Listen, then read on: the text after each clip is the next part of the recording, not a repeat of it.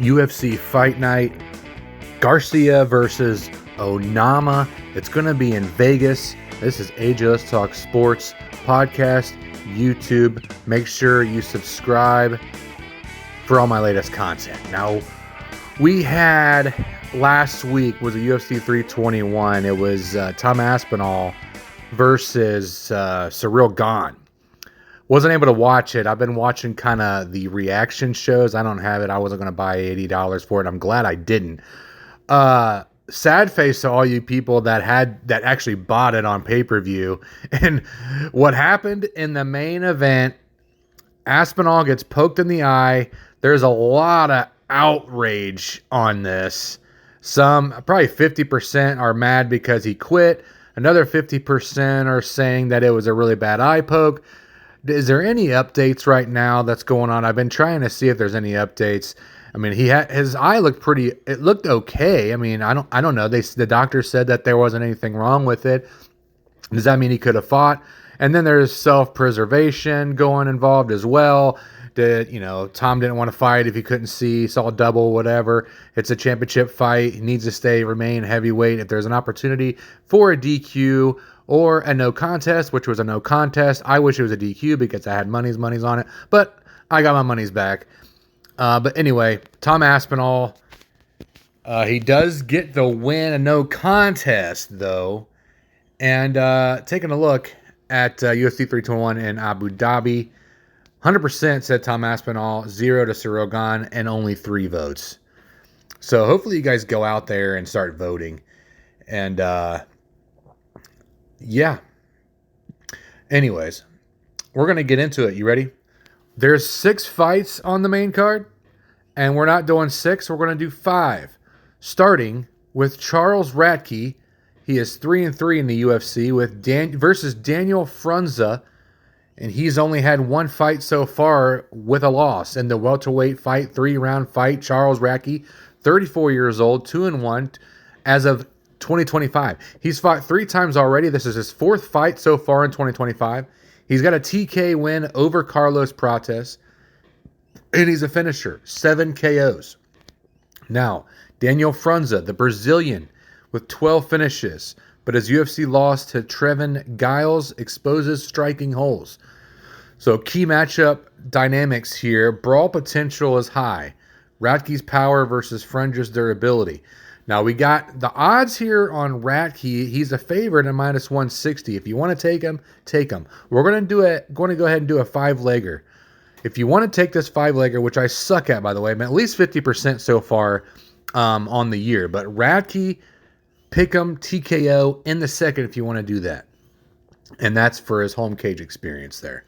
So give me Radtke. Now, next fight. Isaac Dulgarian versus Yair del Valle. This is a featherweight in 3 rounds. Isaac Dulgarian, he's 30 years old. He's 3-1 so far in the UFC. The last fight, he got a flying knee knockout against Connor Matthews. That was back in April of this year. He's very explosive with 5.5 strikes per minute, but he's unproven against the big top competition, and we're going to find out Saturday night at 7 main card. Del Valle is 25 years old. He's making his UFC debut from Puerto Rico. He's a big-time submission specialist. 7 of his 11 wins by submission. And he's got sharp BJJ, and he's got decent wrestling. So Isaac needs to look to stand and bang and gets this knockout. And he knows how to utilize knees. As he knocked out Connor Matthews in April. So he needs to utilize those knees so Del Valle doesn't try to take him down, and watch out for the defense in the clinch. Now, Dulgarian's speed versus Del Valle's grappling. Early blitz could favor the vet. Now, ground game tips to the newcomer. But Dulgarian is at a -200. The prediction, pick Dulgarian by decision. His pace wears down Valle in his debut, and I think Dulgarian is going to get the win. We're 2-0 so far. We're going on a 3rd fight. Who's ready for it? I am. Jeremiah Wells taking on Themba Gorimbo at welterweight. Jeremiah Wells, he's 36 years old. He's a Canadian grappler. He snapped a 2-fight skid with a submission over Carlston Harris back in May. These fighters have been fighting so far a lot in this year in 2025. So he's a submission savvy specialist, has 6 wins by submission. He averages almost 3 takedowns per 15 minutes, but his striking is only 3.9 landed per minute.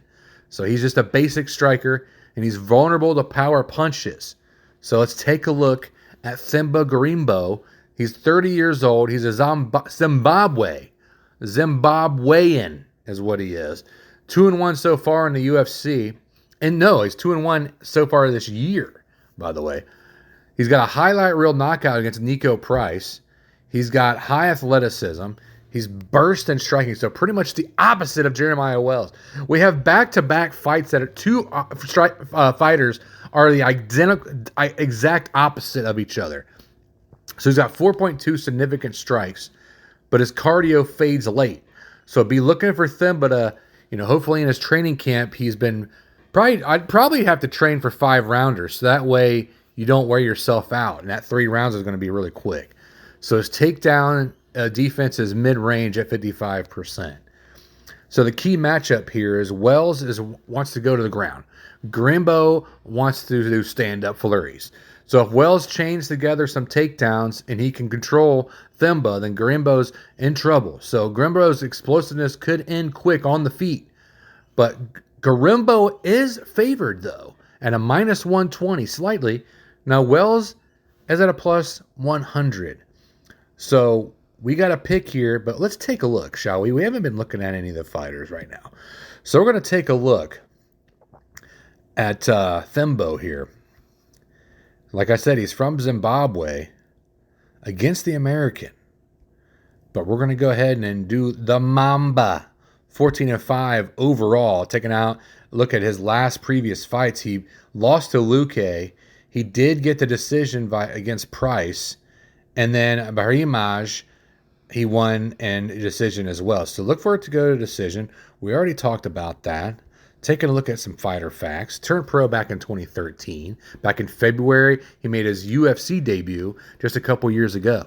2 wins by KO, 6 by submission, 5 first-round finishes. He's won 8 of his last 11, but both losses in the UFC are via submission. So that's a key, interesting, fun fact there, because we know that the dude is a submission specialist that he's fighting against in Jeremiah Wells. So Themba needs to keep it standing and needs to do the striking, but you never know what's going to happen. That's why you do the fights. But give me Themba via knockout. This one has knockout. Themba Gorimbo, the Zimbabwean, knockout in the first. His power exploits Wells' recent losses, landing early damage. And give me the knockout in the first. We need a finish. All right, so now we're going to our co-main event of the evening. Juan Cortez Acosta versus Ante Delija. This is the heavyweight matchup. So Acosta is actually number 11 ranked heavyweight in the world. He's a Dominican slugger. 4-1 in his last 5. He's won 3 straight knockouts, including a vicious uppercut knockout against Ryan Spann back in June. He's got a 5.92 significant strikes per minute at a 50% accuracy. He's not too bad. He's a volume boxer with sneaky power, but his 60% takedown defense leaves him vulnerable to grapplers. So heavyweight's chaos suits him, and he's never been submitted, ever in his career. Now let's take a look at Delija. The Croatian. He's a newcomer. It looks like he's going to be debuting. No, he's got 2 fights in the UFC so far. His debut, he got a loss, but rebounded with the decision. So he's 1-1 against Austin Lane in March of 2025. Actually, I think I watched that fight. Austin Lane used to be a former NFL player. But he's a wrestling heavy finisher, 7 of 12 last stoppages, averaging 3.2 takedowns per 15 minutes with strong top control. At 265, his size is 6'3". He's got a big reach. He could smother Acosta, but his striking defense absorbs 4.5 per minute, and that's a liability. So it's going to probably go back and forth. It could be a stand-up banger at co-main. This could possibly be your fight of the night. I called it right now. I got it right a couple weeks ago. So write it down here. Fight of the night. Taking a look at some key matchups. Acosta thrives in stand-up brawls where his hand speed and power could clip Delija early. Now, Delija, his wrestling, 65% accuracy. Not that great. Now, Acosta is not that great at the defense either. So turning this into a grind is what he needs to do. If Delija lands takedowns, expect control time. Otherwise, it's a heavyweight shootout, which I think it's going to happen. Acosta is minus 150. Delija is an underdog at plus 130. Just taking a look at Acosta, which we've already talked about him for a little bit, from the Dominican Republic, nicknamed the Salsa Boy. Now, we said he actually lost to Pavlovich. He beat Spivak, and he beat Span. We talked about that already. Now, let's take a little bit look at some fighter facts, too. He just turned UFC debut back in October of 2022, so he's been around for 3 years in the UFC. 6 wins by KO, 1 by submission, which was a Kimura. 3 first-round finishes, 3 second-round finishes, and 1 third-round finish. The dude can finish. And again, it's said that he's never been knocked out ever in his career, which is only 3 years, but it's fine. Anyway, the only active Dominican fighter on the UFC roster. Fun fact of your day for that fight. So, here we go. We're picking Delija. There says Delija by decision, but I'm going to go with Cortez because of his striking. Give me Cortez. Now we're going into our main event of the evening. UFC Fight Night 263, also known as UFC Vegas 110. Takes place November 1st, 2025 at the UFC Apex in Las Vegas. We talked about this card features a mix of ranked contenders, rising prospects, and some veterans looking to climb the ladder. Looking at the headliner, Steve Garcia, 7-2 in the UFC versus David Onama, which is 6-2. Both are ranked. Both are back-to-back 12 and 13 ranked featherweights in the world. Steve Garcia, he's 33 years old. He's from Albuquerque. He's transformed into a knockout machine since dropping down to featherweight back in 2022. Guess how many fights he's winning on him? He's got a big-time streak going right now. He's riding a 6-fight winning streak, and 5 of those 6 are finishes. His latest unanimous decision victory over the veteran Calvin Kattar back in July of 2025. Showcasing his cardio and his strike volume. Now, Garcia's power is elite. 11 of his 18 wins are by knockout or TKO, and his takedown defense sits at 88%, making him tough to control on the ground. He's a pressure fighter with Gaethje-like pocket exchanges, but his chin has been tested in wars. That, my friends, is Steve Garcia. Taking a look at David Onama, ranked 13th in the UFC. 31 years old. He's a Ugandan power puncher, is on a 4-fight skid free run, capped by a gritty unanimous decision over Giga Chikadze in April of 2025. Onama boasts explosive one-punch power, and his 9 of 14 wins are stoppages. He's got a high output at 5.24 significant strikes, but he absorbs damage at 4.82 due to static head movement and 52% takedown defense. So if you're looking at the statistics here, you might want to go with the other guy, but he's voiced intent to keep this standing, avoiding grappling, which plays into his strengths as a volume striker. Now, this could be another fight of the night, back-to-back possible fight of the nights with Steve Garcia and David Onama. Now, taking a look at some matchups here, this is a striker's delight, both averaging over 5 significant strikes landed per minute, promising fireworks in the pocket. Now, Garcia's forward pressure and superior accuracy could overwhelm Onama early, especially if he stuffs takedowns. Like we said, Onama averages just 1.2 attempts per 15 minutes, so he's not going to try to take it down. But however, Onama's raw power gives him upset potential. He's finished ranked foes before. He's got over 5 rounds. Garcia's experience and longer fights edges it. But Onama's cardio could shine if it goes longer. Now, the betting odds here, looking at Garcia at a minus 135, Onama is a plus 114 with a dog. Taking a look at Steve Garcia. And number 12, like I said, number 3, Mean Machine. You got to go with that. There's a movie out there, it's an older movie, but it's a football movie. I can't remember the top of my head, but they call him the Mean Machine. Remember that? The mile, whatever. I forget what it was. Whatever, screw it.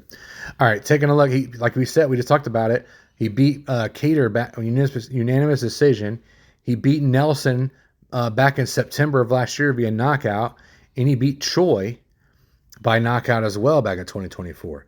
So the dude from Albuquerque, he looks pretty sick. Turned pro back in 2013. He's one of 11 of his last 13. 6 in a row. We just talked about it. He's got 14 wins by KO. Perfect 5-0 at featherweight in the UFC. Tied for 7th most knockout wins in UFC featherweight history with 4. So give me Steve Garcia. All day, every day. Do not sleep on Steve Garcia, Mean Machine. And I want to see what the predictions they have. So Garcia by TKO in round 2, if you want to go hardcore with the finish. But it could be Garcia. I'm just going to straight up pick him. I'm not going to pick a finish. So they got him 70% off of BetMGM and all that stuff and Odd Sharks. That Garcia wins by knockout. 70% chance, by the way. So there you go. Hope you guys enjoyed the show. Love you guys. God bless. Tip the wages.